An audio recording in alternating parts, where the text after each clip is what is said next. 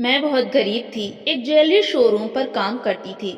मैंने कई बार देखा मेरे मालिक बार बार अपने घर चले जाते थे और जब वापस आते तो उनके चेहरे पर बहुत घबराहट होती थी। मुझे समझ नहीं आ रहा था कि आखिर ऐसा क्या था जिसकी वजह से वो इतना परेशान रहते थे। एक दिन उन्होंने मेरी शादी अपने बेटे से कर दी। मेरा नाम सपना है।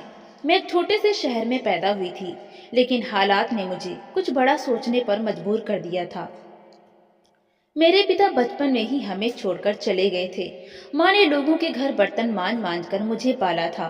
स्कूल की पढ़ाई बीच में ही छूट गई थी, क्योंकि माँ को मेरा सहारा चाहिए था। पढ़ाई छूटने के बाद मैंने बहुत जगह नौकरी ढूंढी। कुछ ठिकाना नहीं मिला तो शहर के एक बड़े ज्वेलरी शोरूम में मुझे एक सेल्स गर्ल की नौकरी मिल गई। यहाँ हर दिन चमक दमक देखते हुए भी मेरे अंदर सिर्फ खालीपन था। मेरे मालिक का नाम विक्रम था। उम्र कोई 55 साल रही होगी। वो हमेशा अपनी बीवी के बारे में शिकायत करते रहते। उनके घर का माहौल भी कुछ ठीक नहीं था, लेकिन वो मेरे साथ बहुत ठीक रहते। मुझे कभी डांटते नहीं थे। एक अजीब बात ये थी कि वो अक्सर शोरूम छोड़कर अपने घर चले जाते थे। दिन में कभी भी जाते वक्त उनका चेहरा उतरा हुआ होता था और जब लौटते तो पसीने से तरबतर, जैसे कोई बड़ा तूफान उनके दिल में छुपा हुआ हो।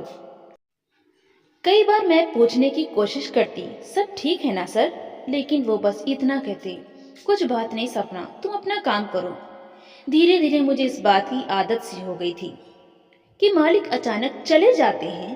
पर एक दिन हद हो गई। वो शोरूम से निकले तो पीछे से एक आदमी भी निकला, जो शायद किसी से छुपकर उन पर नजर नजर रखे हुए था। मैंने जब उस आदमी को देखा तो वो झट से गायब हो गया। मेरे दिल में सवालों का तूफान मच गया। आखिर विक्रम सर के पीछे कौन था? वो इतने घबराए हुए क्यों रहते थे और मुझसे ये सब छुपा क्यों रहे थे? उसी रात मैंने अपनी माँ से भी ये बात बताई। माँ ने सिर्फ यही कहा, किसी के घर की बात में मत पड़ना सपना, अपने काम से काम रख। माँ सही थी, लेकिन दिल कहाँ मानता था। करीब 4 महीने ऐसे ही बीते। एक दिन अचानक विक्रम सर ने मुझे अपने केबिन में बुलाया। मैं कांपती हुई उनके सामने खड़ी हो गई। उन्होंने बहुत प्यार से कहा, सपना, तुम्हें मुझ पर भरोसा है ना? मैंने कहा, जी सर। उन्होंने मेरी तरफ देखा जैसे कोई फैसला बहुत भारी हो। तुम्हारी शादी मैं अपने बेटे से कराना चाहता हूँ। मुझे लगा मैं सुनने में गलती कर रही हूँ। मेरी सांस अटक गई। क्या? पर क्यों सर? उन्होंने कोई साफ जवाब नहीं दिया। बस इतना ही बोले, तुम मान जाओ सपना, तुम्हारा भविष्य सुधर जाएगा। और हाँ, मेरे बेटे से मिलकर देख लेना। वो बुरा लड़का नहीं है। मेरे लिए सदमे जैसा था। मैं गरीब थी और वो अमीर, मैं नौकर और वो मालिक। ये रिश्ता कैसा? लेकिन कुछ ही दिनों में मेरी शादी उनके बेटे राहुल से हो गई। शादी में ना कोई बड़ी धूमधाम हुई, ना मेरे रिश्तेदार बुलाए गए। सब कुछ बहुत जल्दी हुआ। मैंने शादी के मंडप में बैठे बैठे सिर्फ एक ही चीज देखी। विक्रम सर बार बार घड़ी देख रहे थे।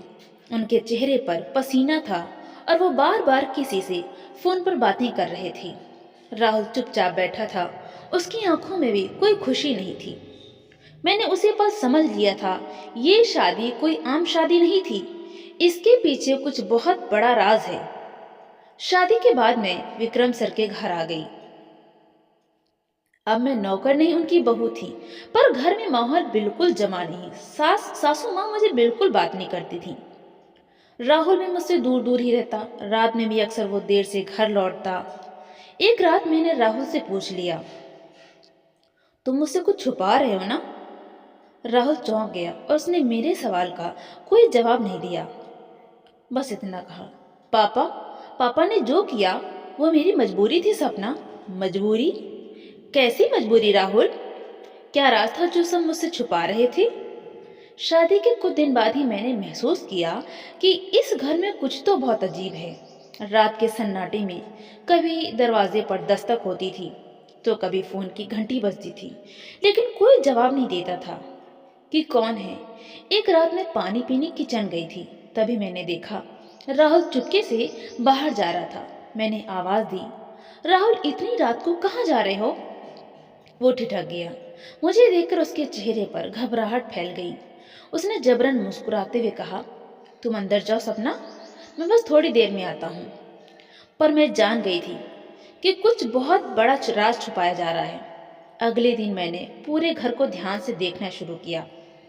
तभी मेरी नज़र ऊपर वाले पुराने कमरे पर पड़ी, जो हमेशा ही बंद रहता था। मैंने सासू माँ से पूछा, माँ जी, वो कमरा क्यों बंद रहता है? ये सुनकर वो बहुत ज्यादा गुस्सा हो गई। तुम्हें उससे मतलब क्यों है सपना? अपने कमरे में रहो, खाना बनाओ, घर संभालो, बस। उनका वो गुस्सा मुझे और बेचैन कर गया। आखिर उस कमरे में ऐसा क्या था? मेरी सास हमेशा चुप रहती थी, न मुझसे बात करती, न राहुल से ज्यादा बोलती। एक दिन मैंने हिम्मत करके उनके कमरे में जाकर पूछ लिया, माँ जी, आप मुझसे नाराज हैं? उन्होंने मेरी तरफ देखा। उनकी आंखों में डर और नफरत दोनों झलक रहे थे। वो बस इतना बोली, जिस दिन इस घर का सच तुम्हारे सामने आएगा, तुम खुद हमसे दूर चली जाओगी सपना। मुझे काटो तो खून, आखिर क्या सच था? मैं खुद अपनी शादी के फैसले से डरने लगी थी। एक दिन राहुल ऑफिस गया था और सासू माँ मंदिर गई थी। घर में बस मैं थी। मैंने मौका देखकर उस बंद कमरे की चाबी ढूंढी। ड्रॉर में एक पुराना गुच्छा मिला जिसमें वही चाबी थी। मैं धीरे धीरे दरवाजा खोलकर अंदर गई। कमरे में बहुत पुरानी चीजें थीं। एक लोहे की अलमारी, पुराने बक्से और दीवार पर एक फोटो, विक्रम सर उनके छोटे भाई की।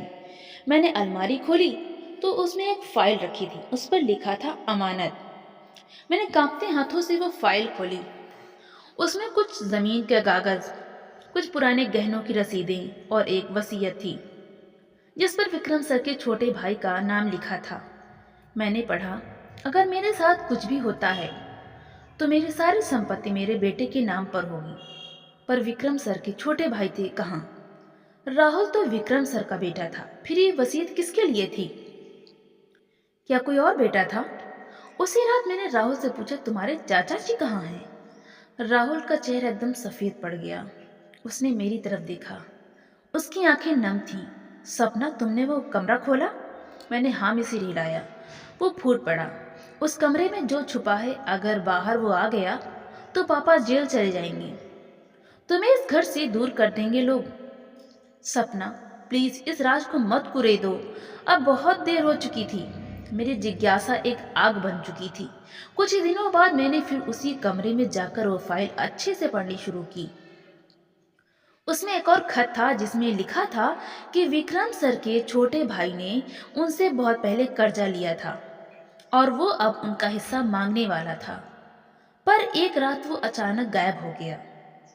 पुलिस ने बहुत ढूंढा पर उसका कोई सुराग नहीं मिला। बस आखिरी जगह वही घर था, ये घर जिसमें मैं बहू बनकर आई थी। मेरे पैरों तले जमीन खिसक गई। क्या विक्रम सर ने अपने भाई को? मैंने राहुल को सब बताया। वो बुरी तरह रो पड़ा। उसने बताया, पापा ने मुझे मजबूर किया कि मैं तुमसे शादी करूं। क्योंकि तुम इस घर में रहती थी, तुम्हें सब पता चल सकता था। पापा चाहते थे तुम परिवार का हिस्सा बन जाओ, ताकि अगर कभी कोई मामला बाहर जाए तो तुम हमारे खिलाफ ना जाओ। मुझे लगा जैसे मेरा पूरा जीवन एक झूठ पर खड़ा था। मैं रोती रही और राहुल मुझे चुप कराता रहा। पर सच तो ये था कि मैं अब एक राजदार बन चुकी थी। एक ऐसा राज जिसका रिश्ता मेरे पति के पिता से था। मैंने सारी बात अपनी माँ को बताई। माँ ने कहा, सपना, सच चाहे जितना बड़ा हो, एक दिन बाहर जरूर आता है। तुम्हें अब डरना नहीं है। तुम्हारा पति बेकसूर है तो वो तुम्हारे साथ रहेगा। पर सच छुपाना भी पाप है। माँ की बातों ने मुझे हिम्मत दी। मैंने ठान लिया, मैं ये राज छुपाकर नहीं रखूंगी। अगले सुबह ही पुलिस हमारे घर आई। किसी ने गुमनाम चिट्ठी भेजी थी कि जिसमें विक्रम सर के छोटे भाई की गुमशुदगी और शक की बातें थीं। विक्रम सर के चेहरे पर फिर वही पसीना लौट आया, लेकिन इस बार वो मुझे घूर रहे थे, जैसे पूछ रहे हो, तुमने ये सब किया? मैंने कुछ नहीं कहा। पुलिस पूरे घर की तलाशी लेने लगी। पुलिस घर के हर कोने की तलाशी लेने लगी। पुराने कमरे में जब वो लोग गए तो मैंने देखा विक्रम सर की सांसें फूली हुई थीं। उनके माथे पर पसीना बह रहा था। पुलिस को वो वसीयत मिली, कुछ पुराने कपड़े मिले और अलमारी के पीछे दीवार में एक संदिग्ध दरार नजर आई। पुलिस अधिकारी ने दीवार पर हाथ मारा। अंदर से खोखली आवाज आई। उसी वक्त उन्होंने मजदूर बुलवाकर दीवार तोड़वाना शुरू किया।